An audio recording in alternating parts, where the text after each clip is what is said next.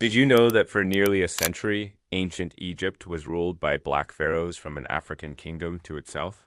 This isn't some alternate history. It's a forgotten chapter of our world's story that challenges everything we thought we knew about one of the greatest civilizations. Today, we're uncovering the incredible saga of the Kushite kings, the black pharaohs who conquered Egypt, not as destroyers but as saviors.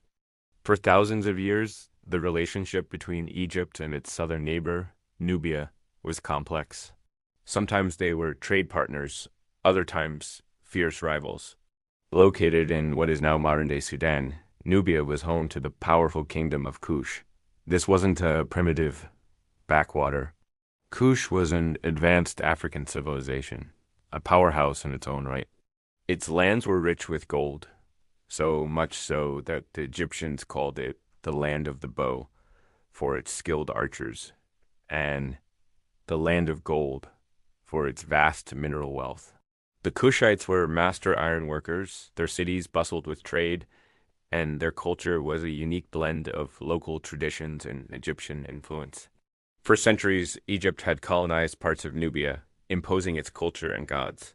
But the balance of power was about to shift dramatically. By the 8th century BCE, Egypt was a shadow of its former self. Once a unified mighty empire, it had fractured into squabbling city-states ruled by petty chieftains and Libyan warlords.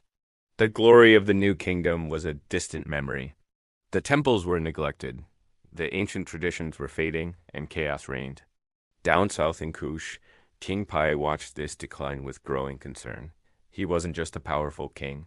He was a devout follower of the Egyptian god Amun, whose main cult center was at Jebel Barkal in Nubia, a site considered as sacred as Thebes in Egypt. Pi saw himself not as a foreign conqueror, but as the true heir to the pharaonic legacy, chosen by the gods to restore order and piety to the Nile Valley. He believed the rulers in northern Egypt had offended the gods and abandoned the sacred traditions. It was his divine mission to set things right. Around 730 BCE, Pi launched one of the most remarkable military campaigns in ancient history. He sailed north with his army, not just to conquer, but to purify. His own inscriptions, found on a granite slab called the Victory Stele, tell the story in his own words. It's a fascinating document, detailing his march from city to city. He didn't just demand surrender. He commanded his soldiers to ritually cleanse themselves before battle and to fight for the glory of the god. One by one, the cities of Egypt fell to him. Thebes, the ancient religious capital, welcomed him as a liberator. Memphis, the political capital, put up a fight but was ultimately taken. Pi's strategy was brilliant, combining military might with religious propaganda. He presented himself as the righteous pharaoh, the one chosen to reunite the two lands of Upper and Lower Egypt. After defeating the last of the rival rulers, Pi was crowned pharaoh of Egypt, inaugurating the 25th dynasty. A black king from Nubia now sat on the throne of the great pharaohs. Pi and his successors Shabaku, and the mighty Taharka are now known as the Black Pharaohs. This term isn't just about their skin color. It highlights their origin from the heart of Africa, a fact often minimized or erased from history. But these kings did not rule as foreign invaders. They embraced the role of pharaoh with a passion and reverence that had been missing in Egypt for generations. Their primary mission was a cultural and religious renaissance. They saw the fragmented state of Egypt as a spiritual crisis. So, what did they do? They embarked on a massive restoration project. They rebuilt and repaired crumbling temples across the land, from the delta in the north to their homeland in the south. They revived ancient religious texts and rituals that had been forgotten for centuries, commissioning scribes to copy old papyri from the Old Kingdom. They built new monuments, but in a style that deliberately harkened back to Egypt's oldest traditions, blending it with their own distinct Kushite art. You can see this in their statues. They are depicted with classic pharaonic regalia, but with distinctly Nubian features and wearing the unique Kushite cap crown with two cobras, symbolizing their rule over both Kush and Egypt.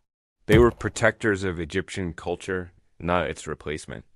Under the rule of the 25th dynasty, Egypt entered a new period of stability and prosperity, with the Nile Valley unified from the Mediterranean coast all the way down to the heart of modern-day Sudan.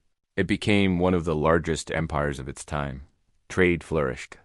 Gold, ivory, and ebony flowed north from Inner Africa, while goods from across the Mediterranean and the Middle East arrived in Egyptian ports.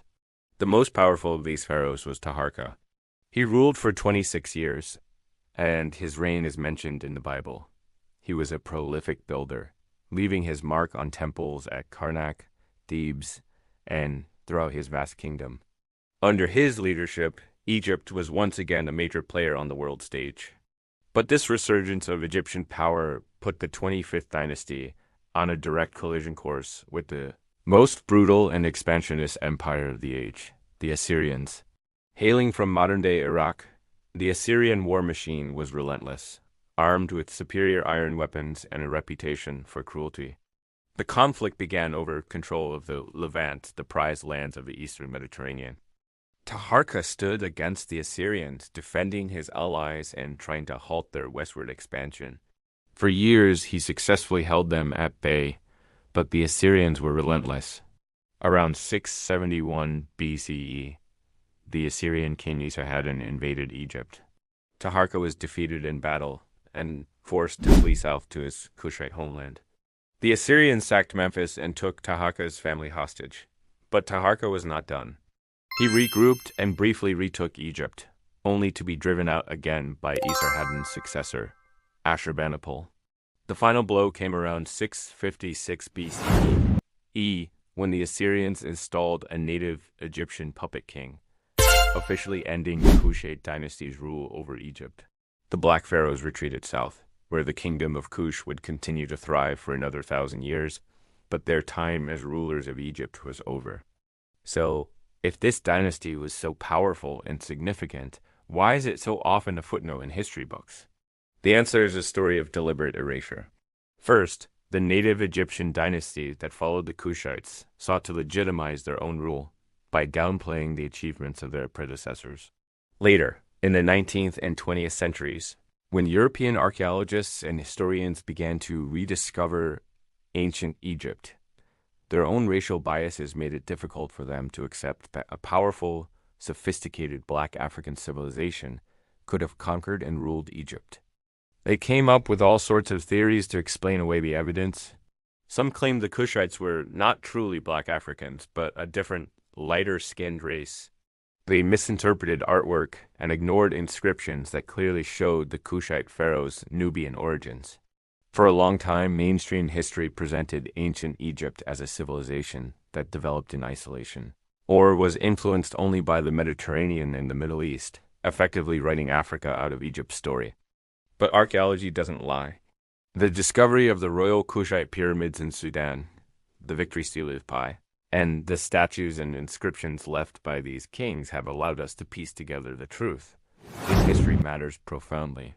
It proves that ancient Africa was not a continent waiting to be discovered, but a cradle of powerful empires that shaped world events.